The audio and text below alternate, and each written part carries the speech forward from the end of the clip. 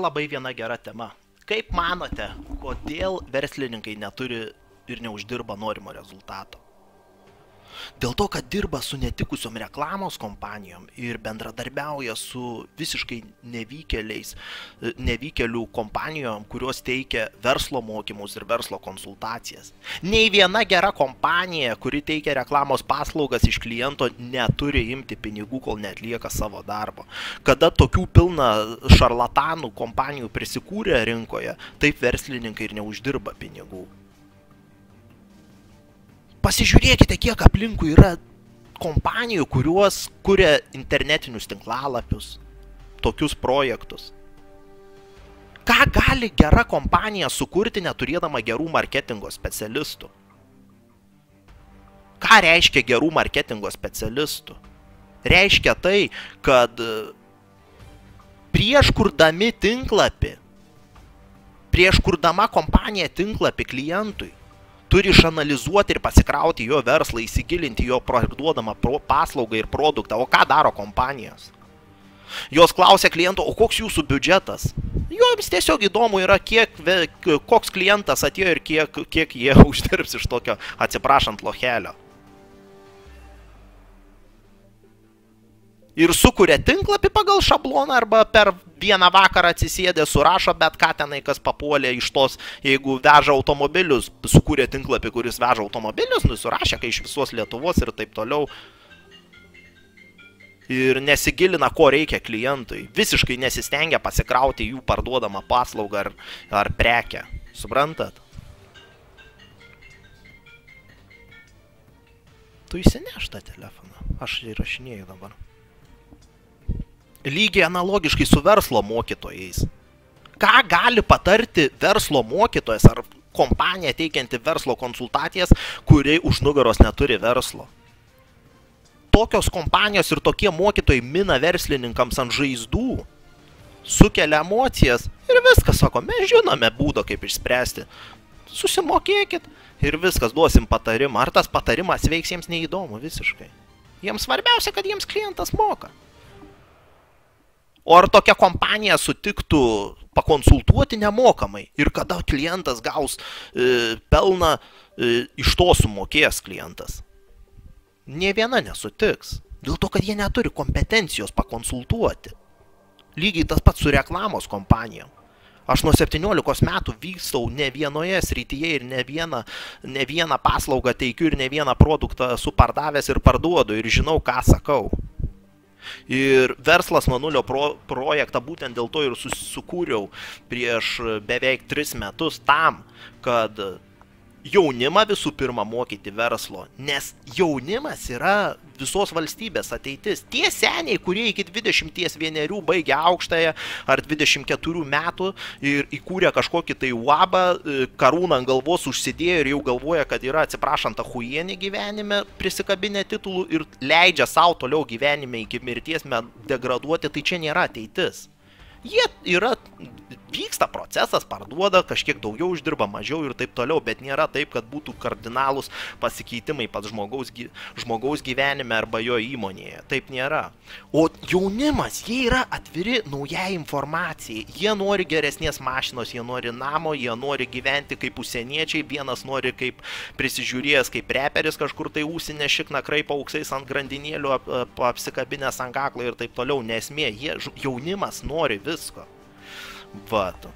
Jie pasirengia naujai informacijai. Dėl to aš ir sakau, kad per dieną registruojasi žmonės. Ir ar atsiranda kažkokie tai žmonės, kurie pikti, nepatenkinti savo gyvenimu ir bando čia komentaruose pykti išlieti, mums visiškai ant jūsų nusišikti, mes jūs užblokuojame ir viskas.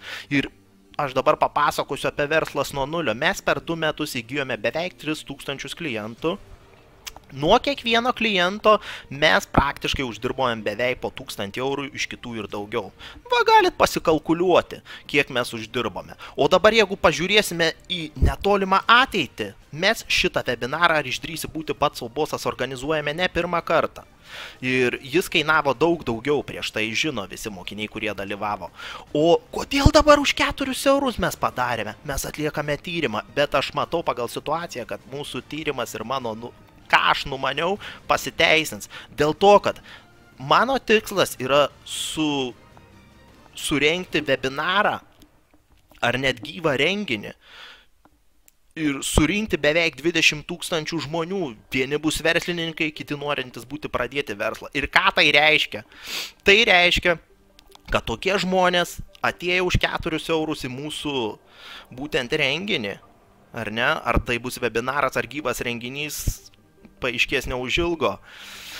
Vat, ir tokie žmonės išklausę mano mokymų, mano patirties, mano informacijos, mano patarimų ir taip toliau, jie norės bendradarbiauti toliau ateityje su mumis. Ir ką tai reiškia, kad iš, pavyzdžiui, paimkim skaičių 20 000 ar ne dalyvių, 90% ir daugiau 100% toliau iš mūsų pirks paslaugas. Jeigu tai bus verslininkai, jie norės iš mūsų pirkti reklamos paslaugas. Ir ką reiškia tiems visiems šarlatanams, kurie parduoda netikusią paslaugą ir jaučia tai širdyje. Jūs galite nervintis. Jūsų vienintelis variantas yra persiversti, pradėti mokintis ir daryti verslininkams, atlikti verslininkams atitinkamą paslaugą, o kitaip jūs paprasčiausiai iškrisite iš rinkos ir viskas. O tie, kas mėgsta skaičiuoti svetimus pinigus, tai pabandykite sudauginti beveik iš 18 000 žmonių, kurie ateityje bus 100% potencialūs klientai, kiek mes iš jų uždirbsime. Ir žmonės nėra durni, ir verslininkai nėra durni. Žmogus niekada nemokės ir verslininkas niekada nemokės pinigų, kada jis negauna rezultato. Jis gali pasimauti ant tokių reklamos kompanijų, kurios kuria tinklalapius, pasiema pinigus iš anksto. Ar tas tinklalapis padarė įtakos jo versle? Ar įmonė daugiau uždirbo? Čia labai didelis klaustukas. O iš praktikos aš galiu pasakyti, kad yra atvirkščiai. Ta žmogus įmonėje, kuriam turi būti įdomus pelnas, kuris turi daugiau negu vieną žmogų kompanijoje, tai yra vadovas. Būtent tas įkūrėjas. Jisai turi gilintis į reklamą, su kokiom kompanijom bendradarbiauja ir ar jų partneriai tikrai atlieka tam tikras ir efektyvias paslaugas. Tai vat. Tai būtų viena iš priežasčių, kodėl didžioji dalis verslininkų neturi rezultato. Ir tai yra paprasčiausiai natūralu, dėl to, kad paimkim paprasčiausia, kad ir nesvarbu, kokia tai būtų specialybė, ar tai būtų stalius, kuris labai puikiai atlieka savo darbą. Jeigu jisai nori plėstis, jisai 100% kreipėsi ar kreipsis į reklamos kompaniją, kad jam sukurtų tinklalapį ir taip toliau. Bet ar nuo to padaugės klientų, tai vėlgi didelis klaustukas. Dėl to, kad žmonės yra akli ir jie pasimauna ant tokių dalykų. Kodėl pas mus kiekvieną dieną mes sulaukiame laiškų, kad norėtume, kad jūs tenai mūsų kompanijai padėtumėte ten daugiau uždirbti, mes teikiame ten perkraustimo paslaugas, kaip pavyzdys, ar mes vežame į Angliją keleivius ir taip toliau. Mes kiekvieną dieną sulaukiame daugybę laiškų. Mes galėtume dirbti ir nerengti tokių webinarų.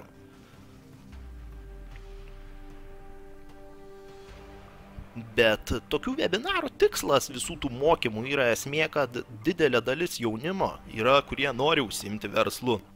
Ir jie neįsivaizduoja, kaip taip galima padaryti. Nes aš prisimenu, kada man buvo 17 metų. Aš buvau lygiai panašioje situacijoje, tik tai kuo skiriasi mano esama padėtis nuo kitų, dėl to, kad aš dariau. Ir aš buvau atviras naujovėms, naujai informacijai. Ir 4 eurų kaina į šį webinarą, ar išdrįsi būti pats savo bosas, tai vienintelis blokas, kuris žmonės stabdo ateiti. Suprantat, dėl to, kad žmonės įpratę nuo seno skaičiuoti svetimus pinigus. Kada žmonės gilinsis į aplinką, į aplinkinius, kiek kaimynas uždirba, kiek mano brolis uždirba ir taip toliau, kiek mano konkurentai uždirba, jūs niekada taip netobulėsite su tokiu mąstymu. Kada jūs pradėsite į save gilintis, tada prasidės pokyčiai pas jūs gyvenime. Suprantat? Ir atkreipkite dėmesį, man patiko vieno žmogaus komentaras, nepamenu vardo ir pavardės, po mano iš vieno video parašė, kad visų pirma, mes galvojame, kad jūs nemokamai viską įkelsite ir laukiame tos nemokamos informacijos. Taip nebus, kad aš įkelsiu visą webinarą ar renginį, už kurį žmonės perlipė per savo ego, per savo mąstymą, susimokėjo kažkokią tai sumą ir gavo informacijos naudimos. Tokio dalyko nebus. Vienintelį dalyką, ką jūs sulauksite, tai trumpų reklaminių video, kur yra šioks toks informacijos atskleidimas, bet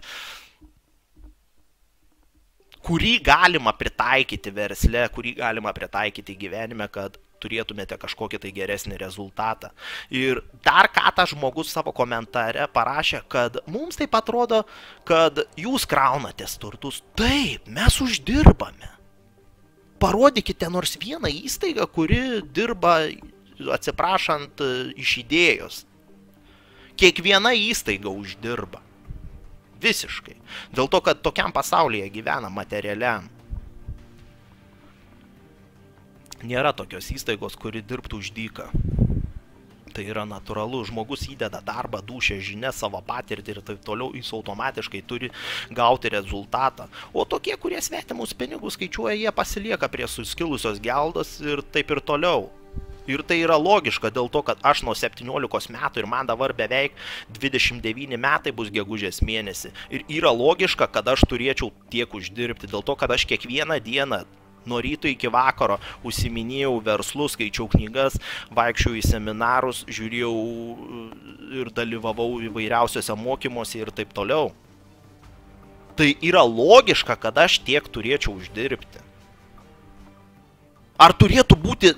Ar jūs norėtumėte, kad būtų atvirkščiai tas, kuris vaikšto į klubą, geria po 5 litrus kiekvieną penktadienį įvairaus alkoholio ten prisimaišo, šūdą minko gyvenime, į mokymosi įstaigas eina tam, kad kėdė į subinį į kėdę patrinti. Ar jūs norite, kad tokie daugiau uždirbtų, o tie, kurie kažką daro, tie vaikščiotų tokie nosis nukabinę? To niekada nebus, atsipeikėkit.